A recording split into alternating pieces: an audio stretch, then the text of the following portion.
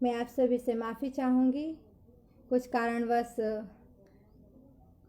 मैं लाइव नहीं रह पाई थी, वीडियो बंद हो गया था। परमेश्वर का धन्यवाद हो, प्रभु कोई रुकावट ना आए।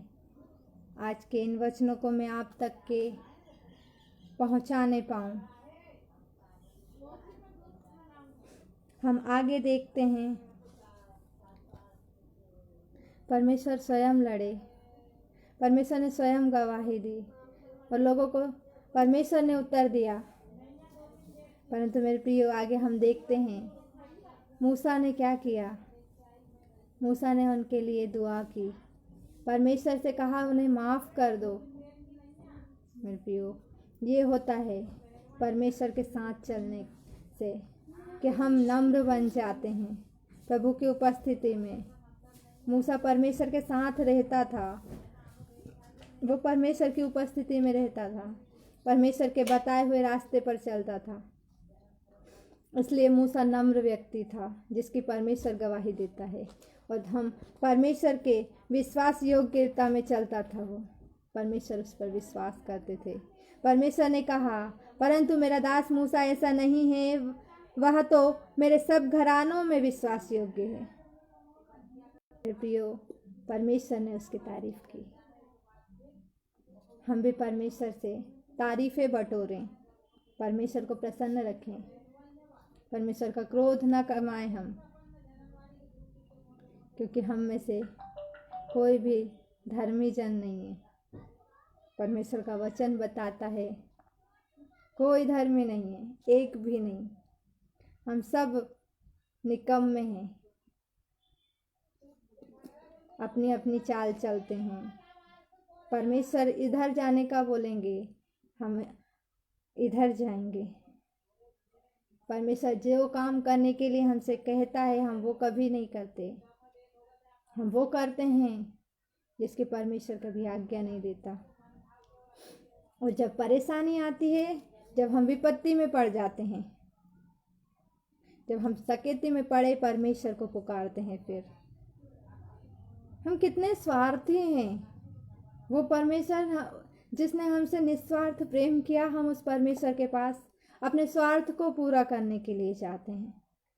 बाकी समय परमेश्वर को हम स्मरण नहीं रखते, लेकिन हम जब हमें ज़रूरत पड़ती है, जब हम बीमारियों में होते हैं, जब हम अच्छा जीवन नहीं जी रहे होते हैं, जब परिस्थितियां हमारे अनुसार नहीं होती है, तब हमें परमेश्वर की याद आती है। तब कोई सहारा नजर नहीं आता। हालेलुया। आप समझ रहे हैं? आप और हम ऐसे करके परमेश्वर को विवश करते हैं कि हमारे जीवन में सचमुच में विपत्तियां रहनी चाहिए। परमेश्वर हमें आनंद देना चाहता है, पर हम अपने जीवन में विपत्तियां कमाते हैं, बीमारियों को लेकर आते हैं, सारी चीज़ों को, सारी बुराइयों को अपने अंदर में समेट के हम परमेश्वर में जीवन जीना चाहते हैं। कभी नहीं हो सकता ये। परमेश्वर के साथ में कोई भी अपवित्र वस्तु नहीं रह सकती है। हम ये हमेशा स्मरण रखें, प्रभु हमारे साथ है, वो हमें बदलेगा। हमें कोई भी धर्मी नहीं है, हम सब पापी हैं। हम सब में कोई ना कोई बुराई है, कोई ना कोई, क्या हम तो बुराइयों का ही एक पुतला है, बुराइयों से भरे पड़े हैं। लेकिन परमेश्वर जब हमें अपना आत्मा देता है, परमेश्वर हमें बदलता है। अगर हम अच्छे दिनों में, सुख चैन के दिनों में परमेश्वर को स्मरण रखते हैं, तो वो सुख चैन हमारी जिंदगी में सदा के लिए बना रहता है।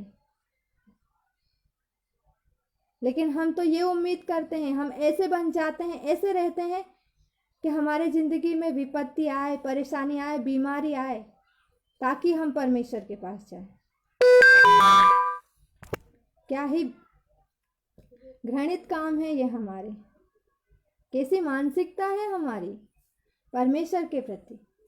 हम अपने प्रेम को दिखाने के बजाय अपने हठीलेपन को दिखाते हैं, अपने ऐसे स्वभाव को दिखाते हैं। परमेश्वर कहता है हारून और मरियम से, वहां मेरे दास की बुराई करते हुए, उसकी निंदा करते हुए तुम्हें थोड़ा भी डर नहीं लगा? कैसे किए तुम?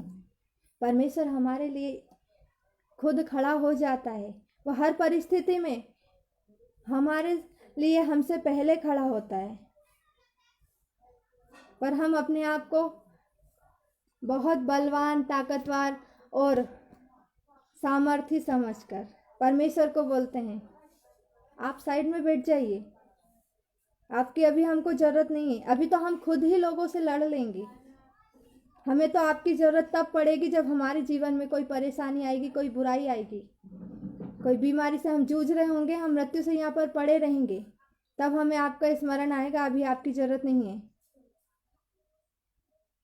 हम ऐसा परमेश्वर को कहते हैं। परमेश्वर के साथ हम चलते नहीं। प्रभु हमें बताता है बुद्धि के विषय में। आइए हम याकूब की पत्री देखेंगे। याकूब की पत्री निकालेंगे हम, उसका 3 अध्याय,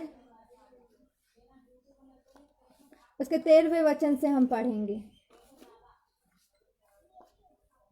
स्वर्गीय ज्ञान, ये स्वर्गीय ज्ञान परमेश्वर का क्या है, आज हम देखते हैं।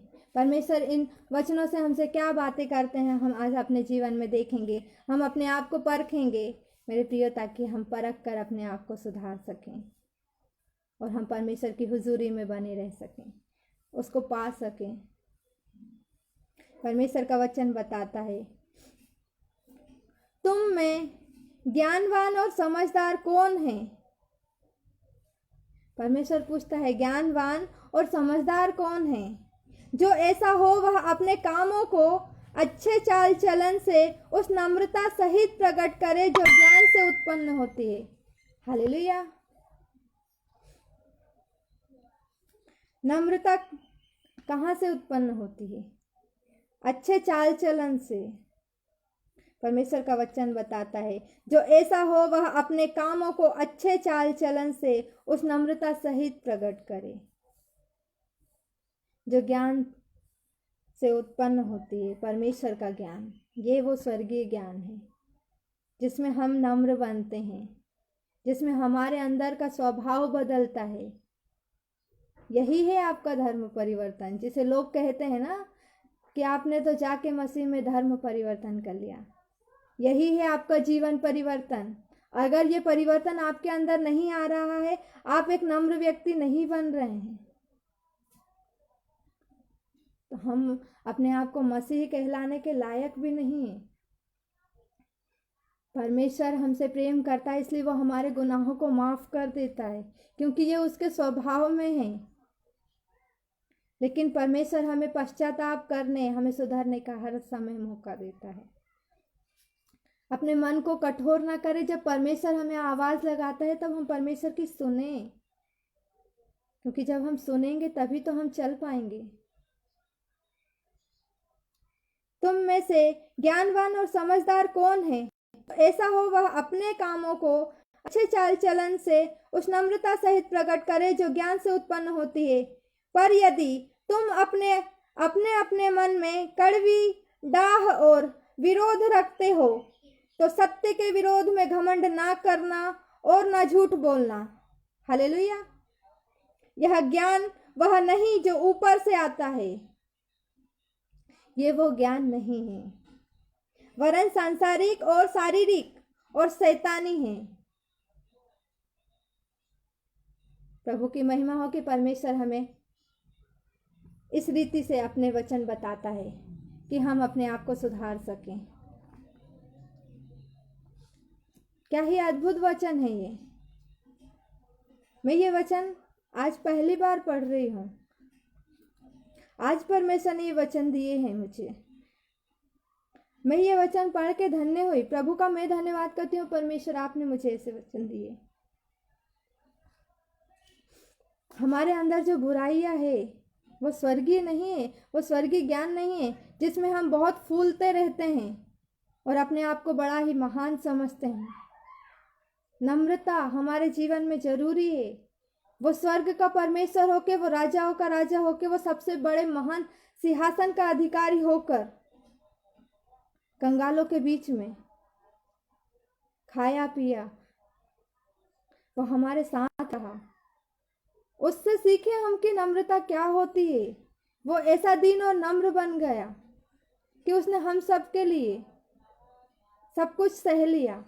क्यों सहा? क्योंकि परमेश्वर हमसे प्रेम करते हैं।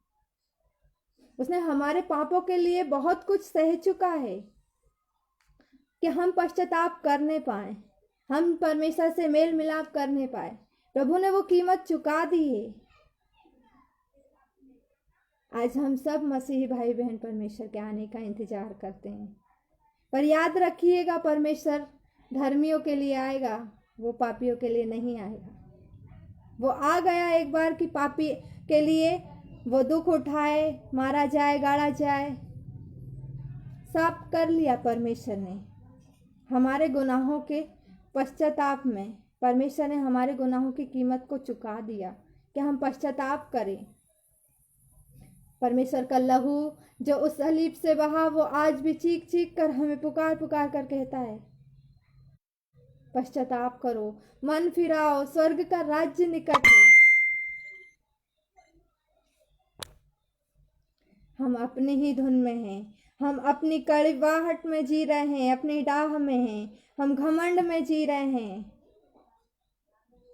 लेकिन परमेश्वर जब आएगा तो कुछ काम नहीं आएगा। परमेश्वर के वचन में हम आगे देखते हैं,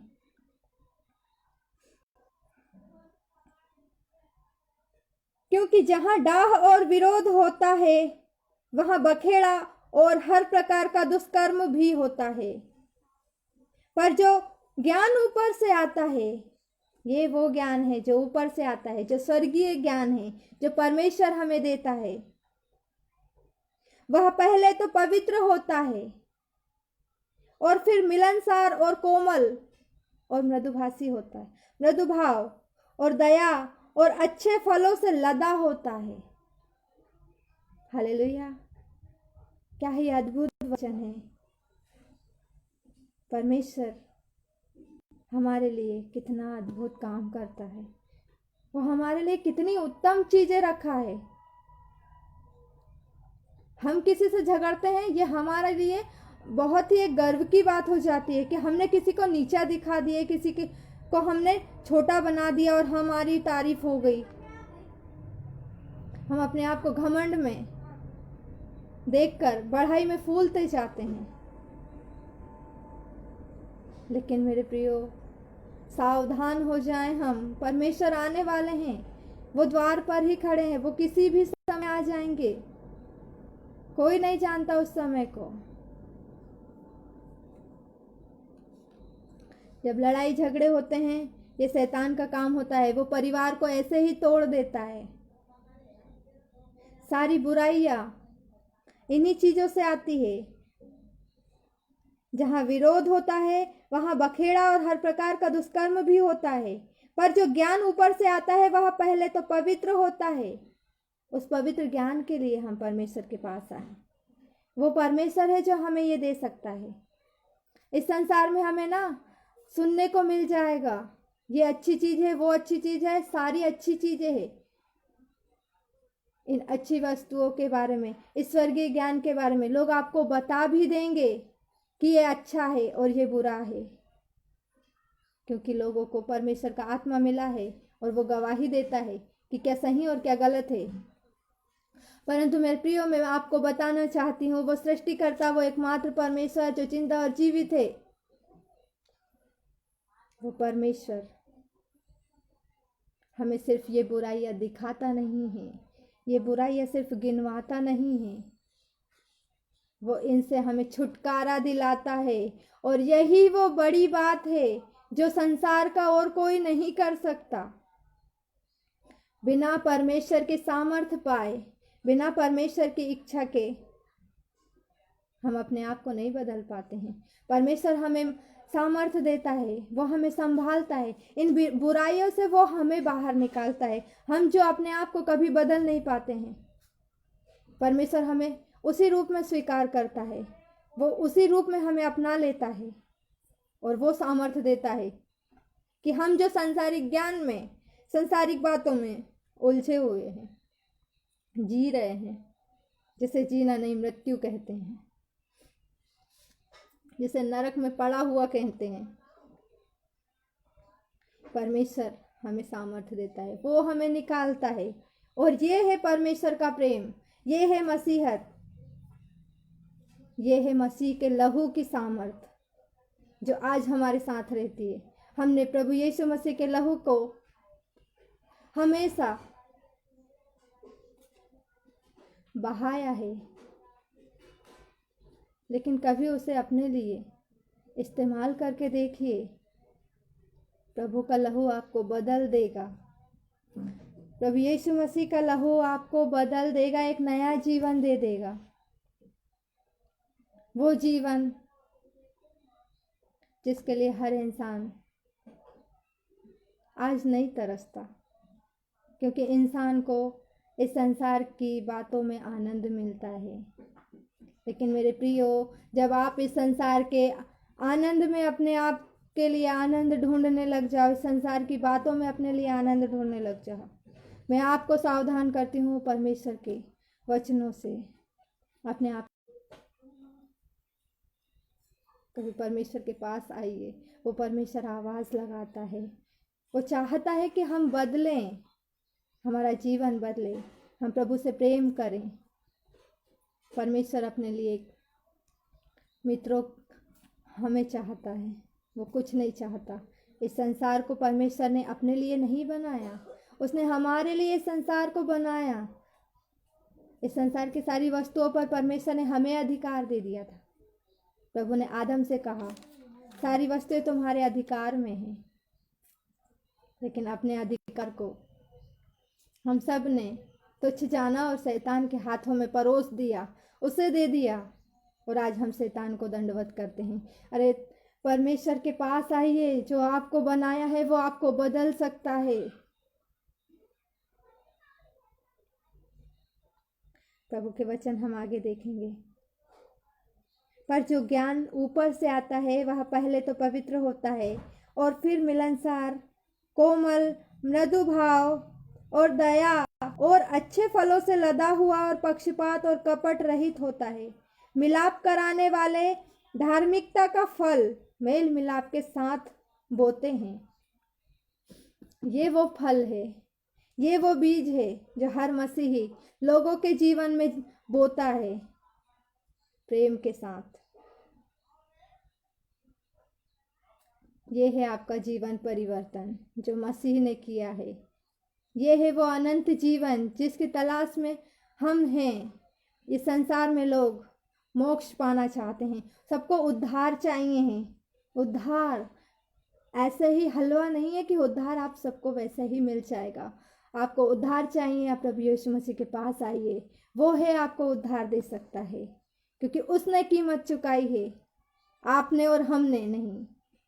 और ना ही आप और हम कभी इस लायक हो सकेंगे कि हम वो कीमत चुका सकें।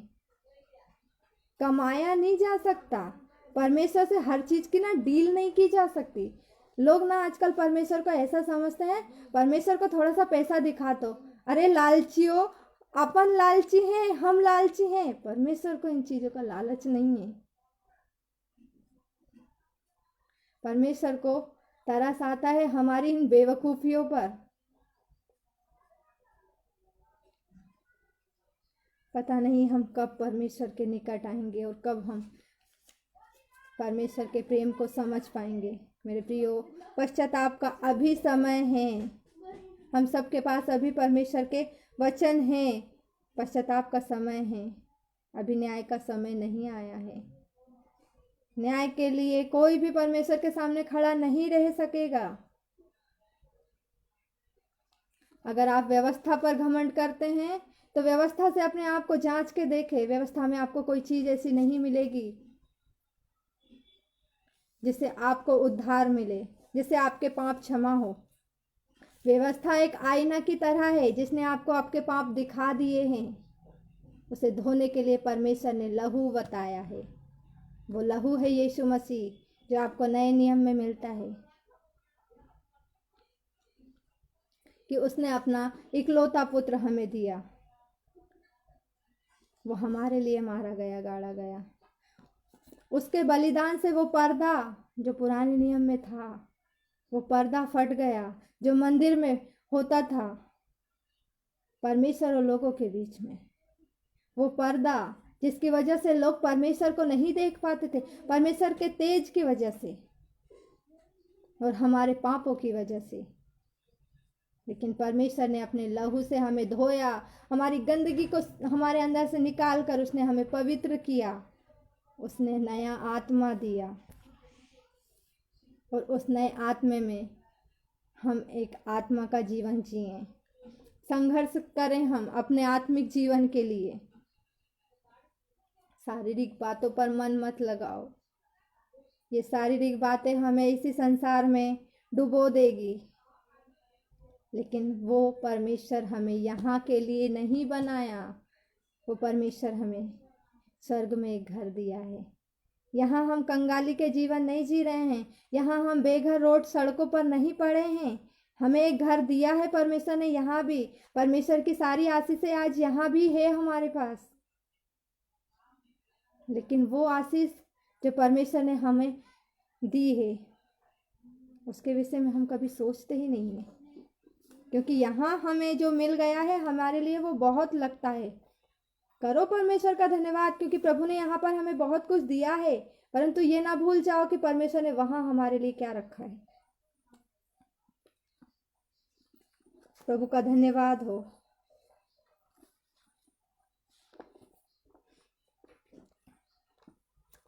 हम रोमियो की पत्री में एक अध्याय एक वचन और पढ़ेंगे।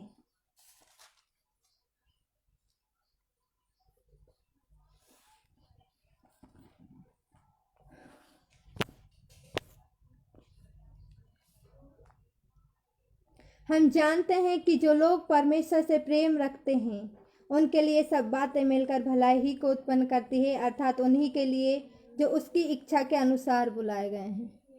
आप परमेश्वर से प्रेम रखिए, परमेश्वर से प्रेम कीजिए। वो सारी बातें, सारी बुराइयां मिलकर आपके लिए भलाई उत्पन्न करेगी। हम सबको परमेश्वर ने बुलाया है, उस बुलाहट में चलें। प्रभु का धन्यवाद करेंगे आज के इस समय के लिए, इन सुंदर वचनों के लिए। मैं परमेश्वर के इन वचनों से सबसे ज़्यादा आशीषित हुई हूँ। मैं प्रभु का धन्यवाद करती हूँ। परमेश्वर, आपने मुझे आज ऐसा वचन दिया है। परमेश्वर, आपने ऐसी शिक्षा दी है हमें। परमेश्वर, इसे हम सुनकर अपने आप को परमेश्वर पिता आनंद में न डुबोएं। परमेश्वर, हम इन वचनों को सुनकर परमेश्वर अपने जीवन में लागू होता देखें, इन्हें अपने जीवन में पूरा करने की कोशिश करें। परमेश्वर, हमारी सहायता करना। परमेश्वर, पवित्र आत्मा हमारे सहायता मदद करना। परमेश्वर का आत्मा हमारे जीवन में आहें भर भर के